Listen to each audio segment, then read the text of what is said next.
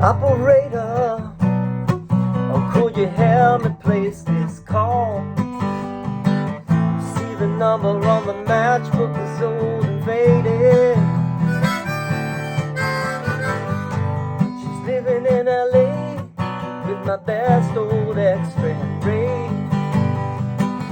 Gossip said she knew well and sometimes hated. Isn't that the way they say it goes? Well, let's forget all that.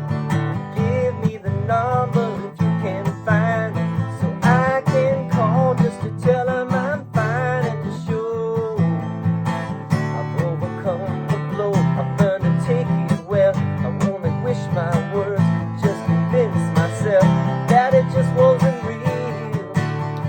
That's not the way you feel.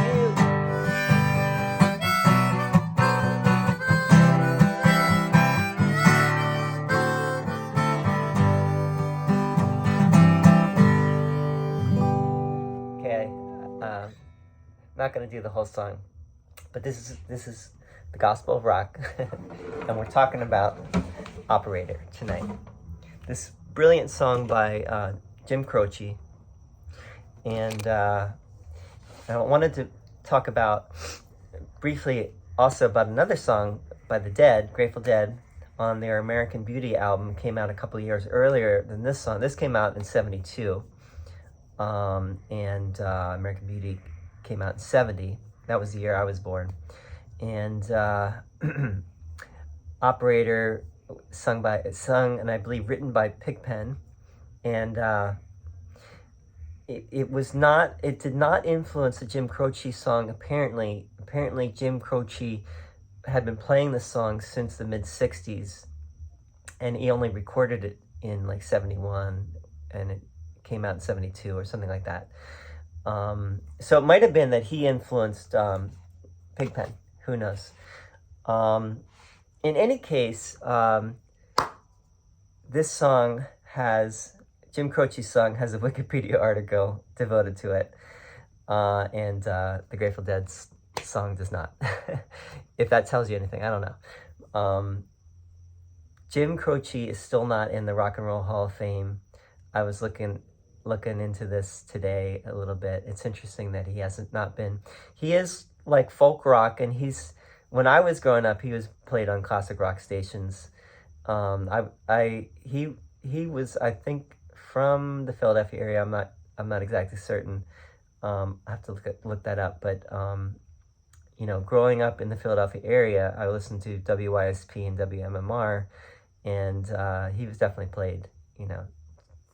Bad Leroy Brown, Time in a Bottle, all that stuff was, as I recall, was played on those stations. I might be mistaken, but I'm fairly sure.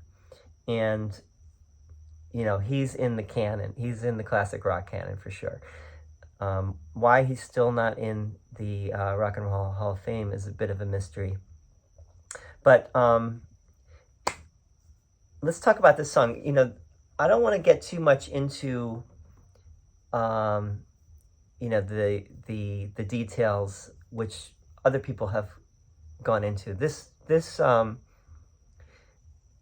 series that I'm doing, the Gospel of Rock, is really more looking at the lyrics, and I've been talking about like the to use some fancy theological words, the soteriological aspect of rock music, meaning, how can music save your mortal soul? Can rock music save your mortal soul? And this song just as much as any goes into that, And this was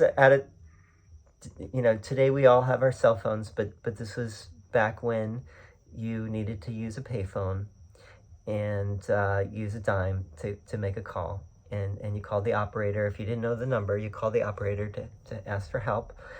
And usually you dial 0 for the operator. Now, who is the operator in this song?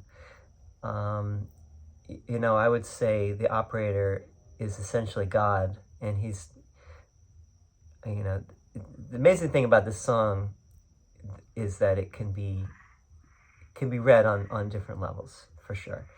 And on one level, it's a guy who's trying to get in touch with his ex-girlfriend, who ran off with his ex-best friend, Ray. And this is all in the first verse. It's the first verse is very packed with information. In fact, he starts with the first two lines are, "Operator, oh, could you help me place this call? See, the number on the matchbook is old and faded." He doesn't even say who he's trying to call, but then she's living in LA, so he's trying to call a woman, "With my best old ex-friend, Ray, a guy she said she knew well and sometimes hated." So he can't believe, in a way, that she ran off with him, and he's no longer his friend. Isn't that the way they say, this is now the chorus, isn't that the way they say it goes? Who says, who's they? But let's forget all that. So, and then, what it seems he means by that is, yeah, that's the way things work. People leave each other. Happens all the time. She wanted something different. She ran off with, your best friend. It happens all the time. That's the way it goes. That's life. Deal with it. But let's forget all that. And give me the number if you can find it. Now, I thought I had what he was getting at with, but let's forget all that today. And now I'm a little bit challenged. Hold on. So I can call, just tell him I'm fine, and to show I've overcome the blow and I've learned to take it well. So he's trying to call ostensibly because he wants to show them that he's fine, and it didn't affect him. He's not gone crazy. He's not drowning in his tears. He's not gone off the deep end, but he's fine. He's fine.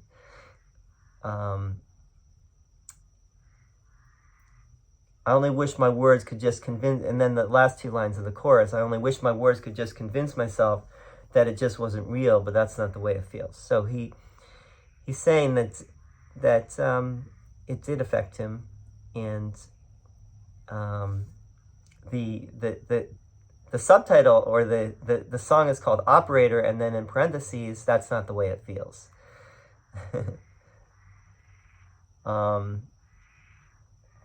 Second verse, "Operator, could you help me place this call, because I can't read the number that you just gave me. There's something in my eyes." So he's crying. "It happens every time. I think about the love that I thought would save me.